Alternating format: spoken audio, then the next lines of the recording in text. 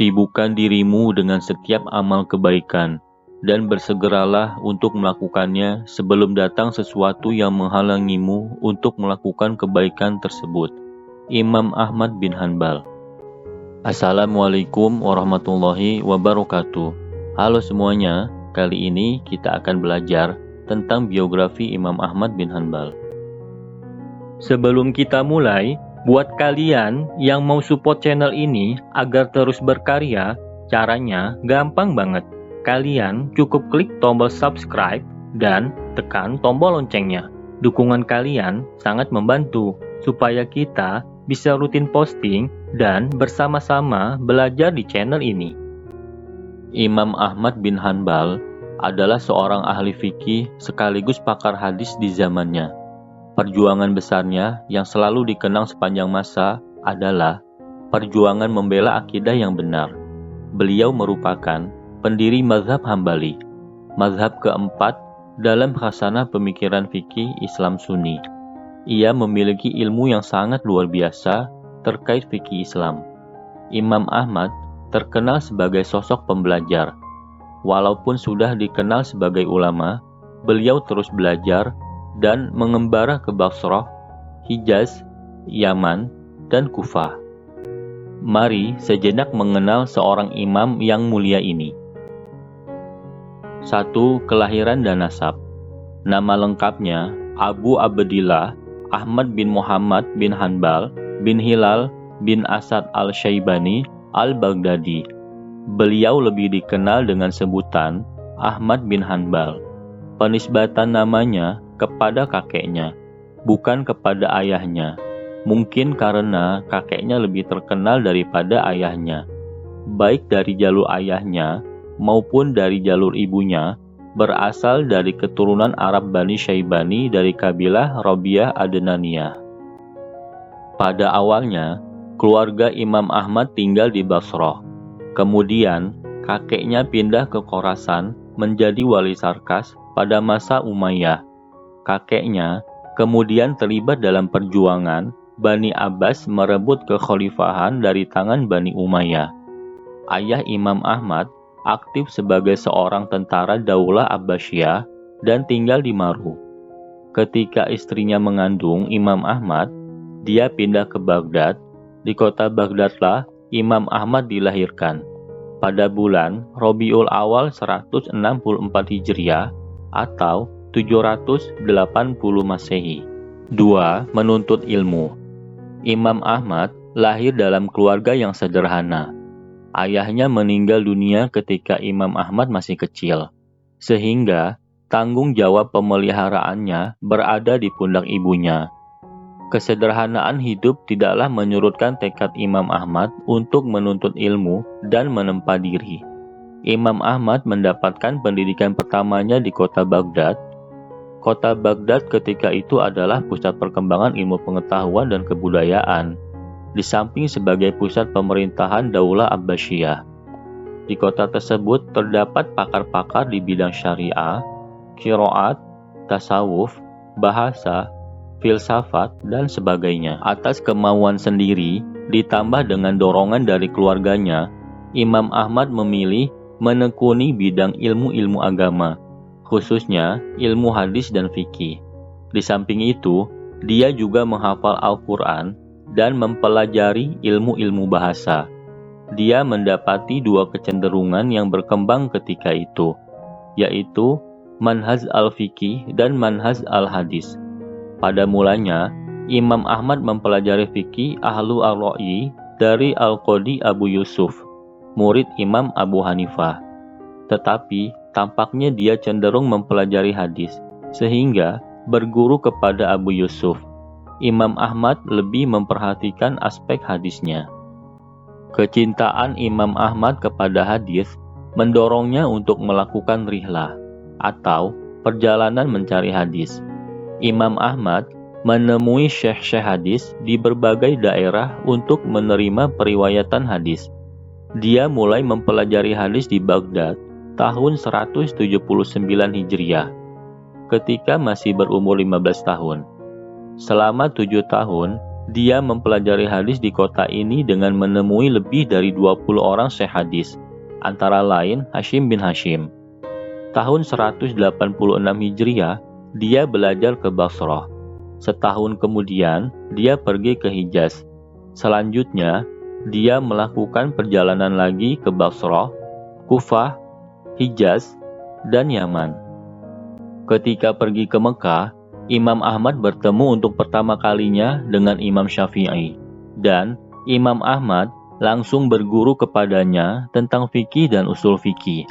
Pertemuan selanjutnya antara mereka terjadi ketika Imam Syafi'i berkunjung ke Baghdad. Setelah setahun menuntut ilmu dan memiliki perbendaharaan ilmu yang kaya, terutama tentang hadis dan fikih, Imam Ahmad mendirikan majelis sendiri di kota Baghdad. Ketika usianya telah mencapai 40 tahun, dia mulai berijtihad sendiri, mengeluarkan fatwa, dan mengajari murid-muridnya. Batas usia 40 tahun dipandangnya sebagai ukuran kematangan pribadi dan pengetahuan seseorang. Rasulullah Shallallahu Alaihi Wasallam diangkat menjadi Rasul ketika berumur 40 tahun, dan Imam Abu Hanifah mulai mendirikan majelis sendiri setelah mencapai usia tersebut. Meskipun demikian, bukan berarti Imam Ahmad sama sekali tidak mengeluarkan fatwa dan mengajarkan ilmu sebelum berumur 40 tahun. Dia telah juga melakukan kegiatan tersebut secara terbatas dan tanpa mendirikan majelis sendiri. 3. Menjadi seorang ulama. Setelah belajar dengan Imam Syafi'i, Imam Ahmad mampu secara mandiri merumuskan pendapat sendiri dalam fikih. Imam Ahmad menjadi seorang ahli hadis sekaligus ahli fikih yang banyak dikunjungi oleh murid-murid dari berbagai penjuru negeri Islam, terutama setelah Imam Syafi'i wafat di tahun 240 Hijriah. Imam Ahmad seolah-olah menjadi satu-satunya sumber rujukan utama bagi para penuntut ilmu yang senior maupun junior. Dengan ketenarannya, Imam Ahmad tetap hidup sederhana dan menolak untuk masuk dalam kehidupan yang mewah. Beliau tetap rendah hati, menghindari hadiah-hadiah, terutama dari para tokoh politik.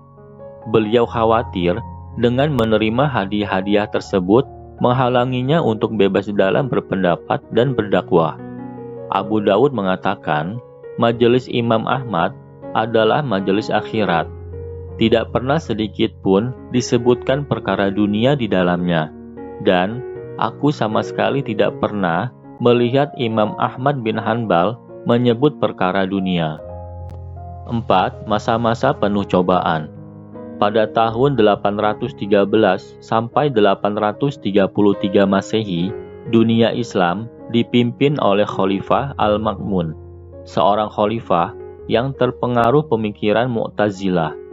Filsafat Mu'tazilah memperjuangkan peran rasionalisme dalam semua aspek kehidupan, termasuk teologi.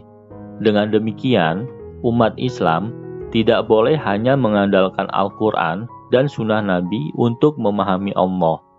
Mereka diharuskan mengandalkan cara filosofis yang pertama kali dikembangkan oleh orang Yunani kuno.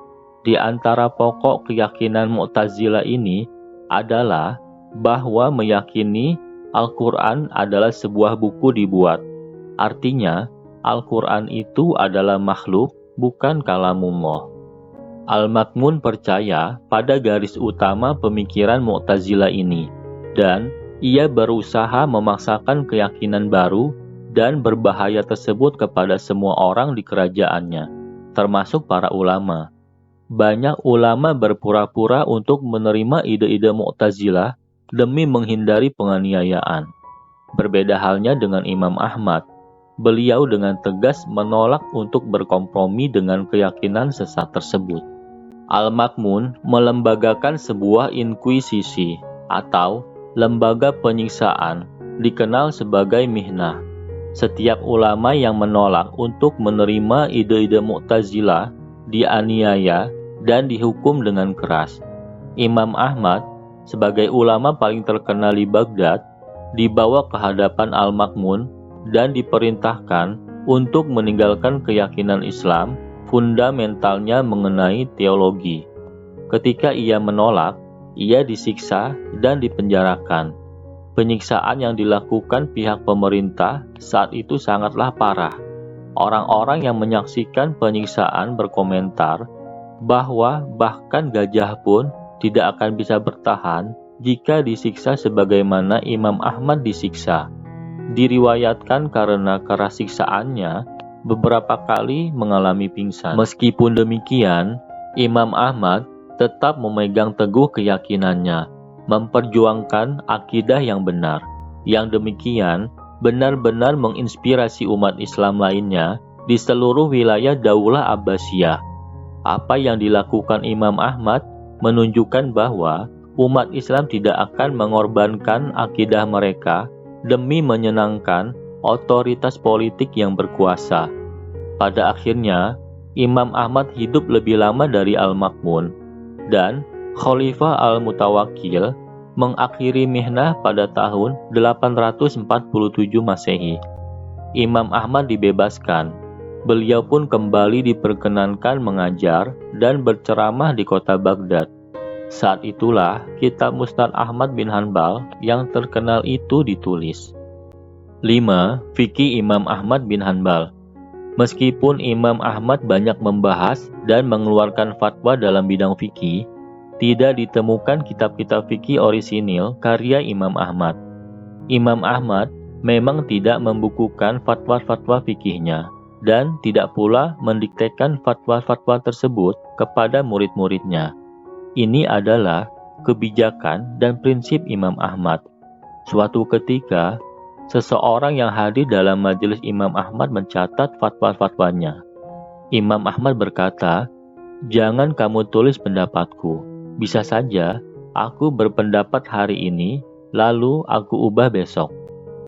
Warisan fikih Imam Ahmad diperoleh melalui aktivitas para murid dan pengikutnya yang diyakini sebagai presentasi dari pemikiran fikih Imam Ahmad.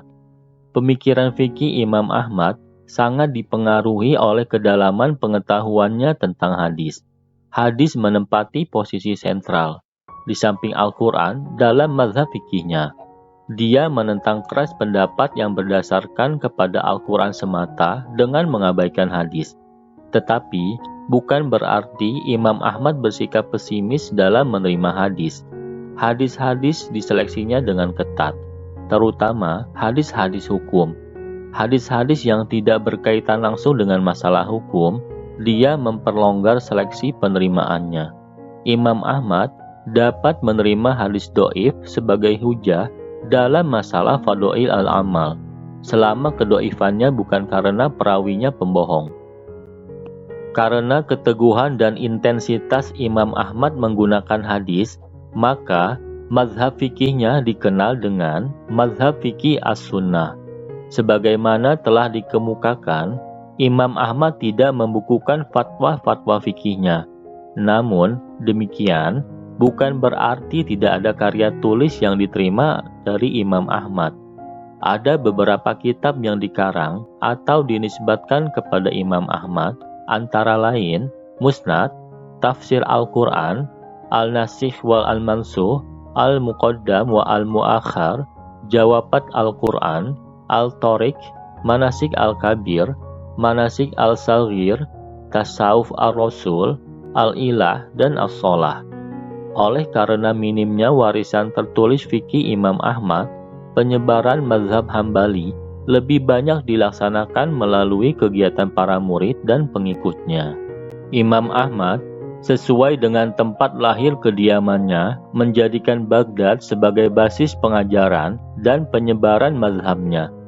Di kota yang terkenal dengan kecenderungan terhadap aliran Ra'yi ini, Imam Ahmad justru menyebarkan fikih yang berorientasi kepada hadis.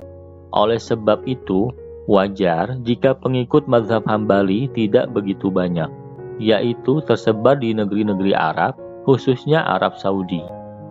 6. Wafatnya Imam Ahmad bin Hanbal. Imam Ahmad bin Hanbal mulai sakit pada malam Rabu, 2 hari dari bulan Rabiul Awal tahun 241 Hijriah. Ia sakit selama 9 hari. Tatkala penyakitnya mulai parah dan warga sekitar mulai mengetahuinya, maka mereka menjenguknya siang dan malam. Penyakitnya kian hari kian parah. Pada hari Kamis, ia memberikan isyarat pada keluarganya agar ia diwudukan. Kemudian, mereka pun mewudukannya. Ketika berwudu, Imam Ahmad sambil berzikir dan memberikan isyarat kepada mereka agar menyela-nyela jarinya. Beliau menghembuskan nafas terakhirnya di pagi hari Jumat, bertepatan dengan tanggal 12 Rabiul Awal tahun 241 Hijriah, 855 Masehi, pada umur 77 tahun di kota Baghdad. Ia dimakamkan di pemakaman Al-Harb. Jenazah beliau dihadiri 800.000 pelayat lelaki dan 60.000 pelayat perempuan. Selain itu, meskipun secara historis mazhab Hambali adalah mazhab termuda dalam 4 mazhab yang ada, banyak ulama besar sepanjang sejarah Islam yang sangat terpengaruh oleh Imam Ahmad dan pemikirannya, seperti Abdul Qadir Al-Jilani, Ibnu Taimiyah, Ibnu Al-Qayyim, Ibnu Katsir, dan Muhammad bin Abdul Wahhab. Tidak sedikit perbedaan pendapat terjadi antara Imam Ahmad dengan Imam Syafi'i. Namun, keduanya mengajarkan kita semua akan akhlak yang mulia. Di antaranya, Imam Ahmad selalu mendoakan Imam Syafi'i hingga 40 tahun lamanya. Silahkan komen di kolom komentar pelajaran apa yang kalian dapat setelah tahu informasi ini. Selain itu, jangan lupa klik tombol like dan share ya. Saya doakan supaya kalian semuanya sukses selalu. Saya undur diri dan jangan lupa subscribe channel Inspirasi Bang Bo. Wassalamualaikum warahmatullahi wabarakatuh.